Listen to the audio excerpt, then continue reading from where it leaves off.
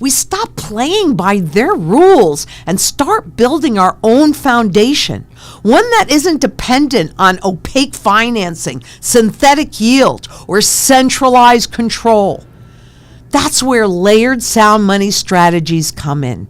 Not just gold and silver, but food, water, energy, security, barterability, wealth preservation, community and shelter, and let me say, trust.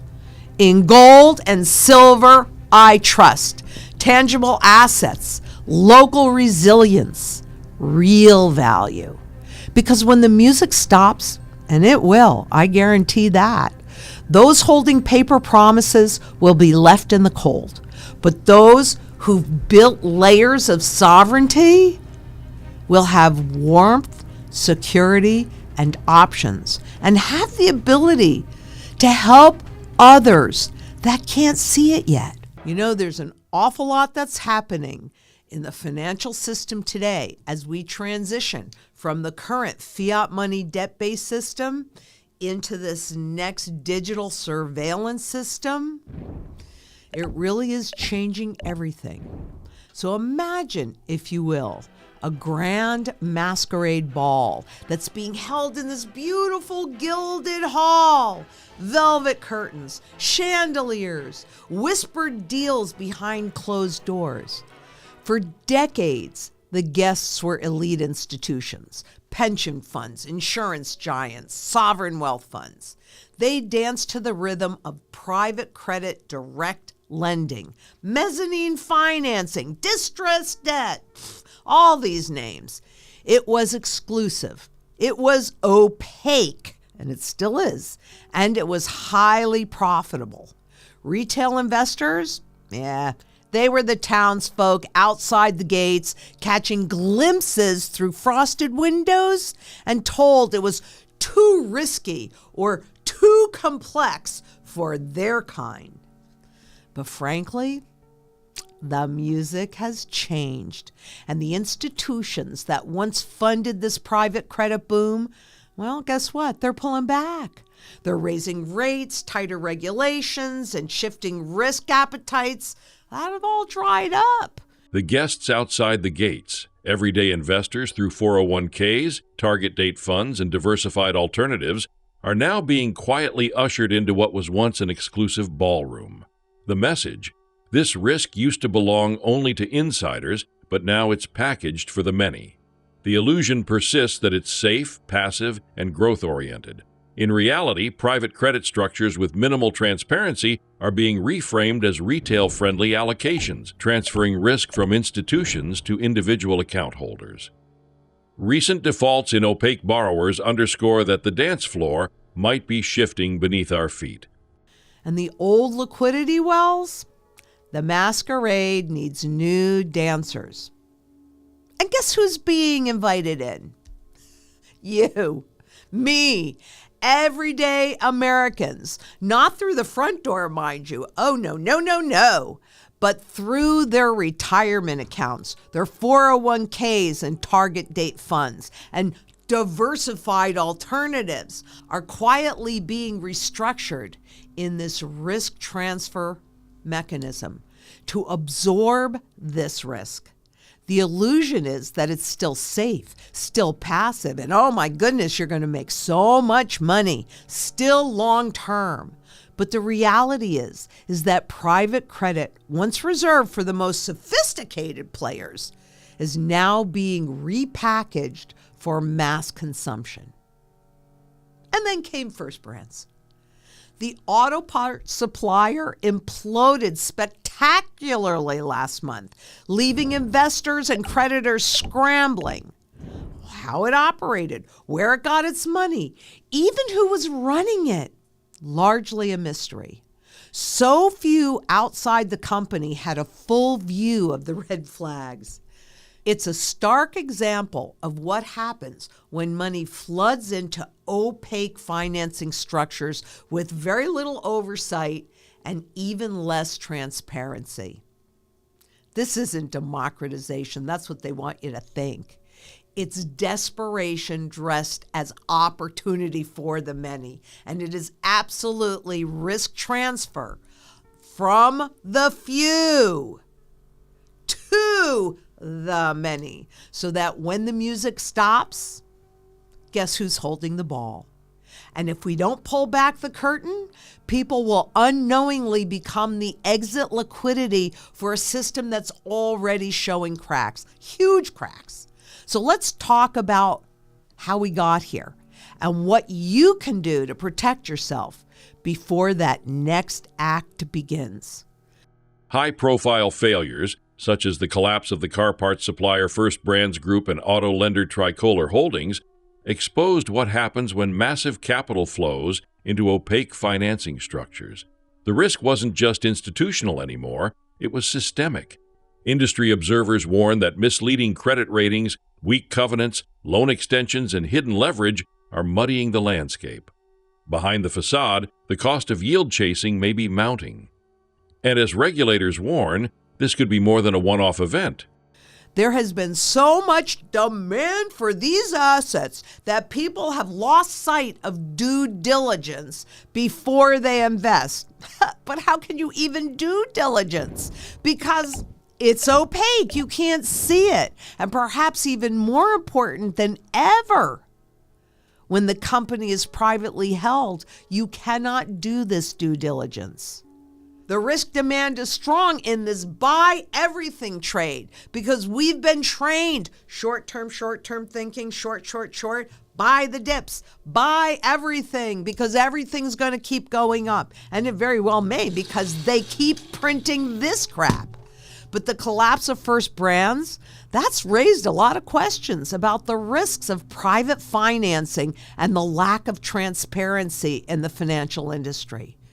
With investors and creditors grappling with the consequences of the company's opaque financial transactions, and they want you to think this is one-off, frankly, this is a great example of counterparty risk. Ta-dam! So physical gold and silver in your possession, like the Bank for International Settlements tells us, it runs zero counterparty risk.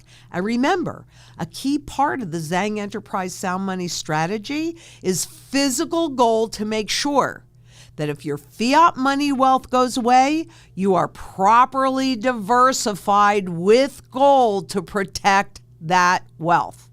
Because in just months, the cracks have become chasms. The Saks restructured its bonds after one single payment.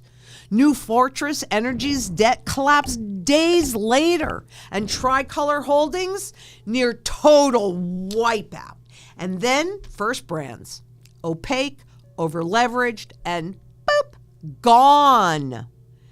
Each meltdown hits investors with losses way over 60% and some up to 100%. This is the dark side of private credit. No transparency, no accountability, no good investor protections, and now no institutional funding. So they're coming for retail. That's where the money is, through 401ks, target date funds, and diversified alternatives. But we don't need their masquerade. We need a layered sound money strategy and real assets, real sovereignty, real security. The private credit market has exploded. Assets under management have ballooned, many loans are floating rate, covenant light, and illiquid. Firms that originate these loans aren't banks and don't carry the same oversight or capital buffers. Regulatory bodies, such as the Bank for International Settlements, warn that ratings may be inflated and the interconnected web of non-bank financial institutions could transmit stress to the broader system. It's an asset class growing rapidly, but the risks masquerade behind promising returns. And you need that security in food, water, energy, security itself, barterability, wealth preservation, community, as well as shelter. That is what will protect you. And it's not opaque. It's real. And it's important to do your due diligence because that used to mean something. But today's credit markets, they're a fog machine. Investors are flying blind, chasing yield in a bubble so grotesquely overcapitalized that it's cracking under its own weight. Just look at Saks.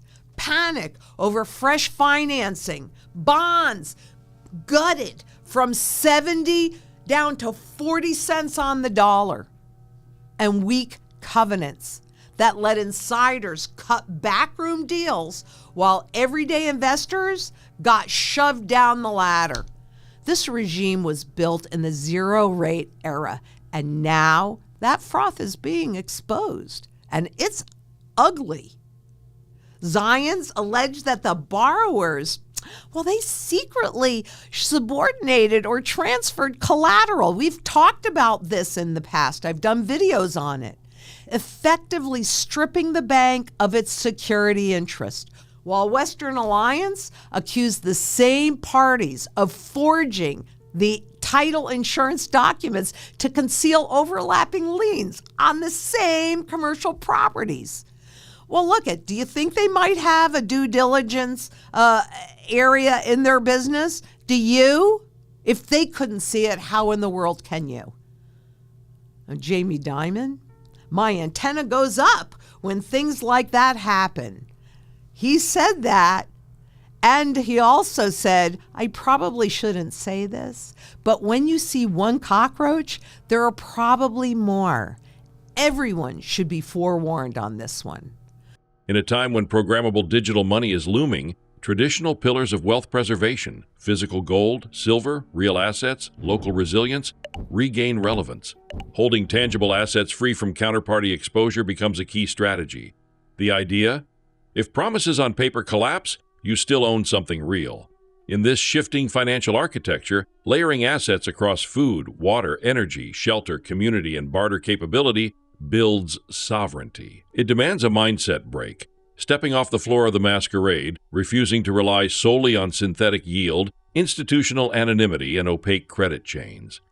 Well, let me tell you guys, you're being forewarned, but I've been talking about it for a long time now, how that reach for yield puts you in jeopardy. And these recent blow-ups, well, I gotta be honest, it could be the canary in the coal mine.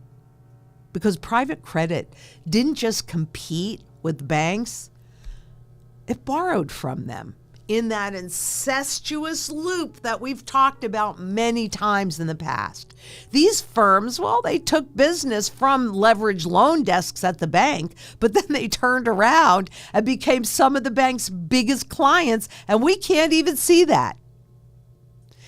It is a tangled web, and now the landmines are going off in both corners. A one-off? I'm not so sure that that's true, because those underwriting standards, all over the map. JP Morgan just ate a $170 million loss on Tricolor. And as the froth clears, expect credit losses to spike. This isn't just a shift. It's a systemic warning. So what do we do when the masquerade turns toward us?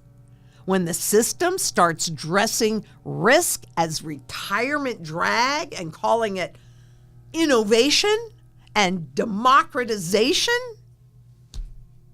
We step off the dance floor. We stop playing by their rules and start building our own foundation, one that isn't dependent on opaque financing, synthetic yield, or centralized control. That's where layered sound money strategies come in. Not just gold and silver, but food, water, energy, security, barterability, wealth preservation, community and shelter, and let me say, trust. In gold and silver, I trust. Tangible assets, local resilience, real value. Because when the music stops, and it will, I guarantee that, those holding paper promises will be left in the cold. But those who've built layers of sovereignty will have warmth, security, and options, and have the ability to help others that can't see it yet. Now is the moment to reflect. If not me, who? If not now, when? The shift from one monetary regime into the next doesn't wait. As banks fade from center stage and digital surveillance money looms, we need to build foundations outside the old system. That doesn't mean panic, but it does mean action. Diversify thoughtfully, ask hard questions, avoid unchecked yield chasing, and build resilience in your sphere. Because when the music stops, those with real assets and community will have options. Those holding paper promises may find themselves left out in the cold. And we have to be open to that. It's not just about us. It's about all the generations that come after us. And having a sound money strategy and being surrounded by community, that matters more than ever in a world that's shifting toward digital surveillance money and programmable control. We have to stop it. We have to, each one of us, look in the mirror and say to ourselves, if not me, who? And if not now, when? Because quite honestly, this is the best time that I've seen in my entire career to get sound money back in the system again. Because when we shift from one financial system into the next one, gold and silver are the bridge to hold our purchasing power intact and put us in a position to actually thrive through this transition. But getting redeemable gold back in the monetary system as we shift from the one into the other, I really need you to think about what this programmable money can look like for you, because they can determine what you can buy, what you can hold, where you can live, everything.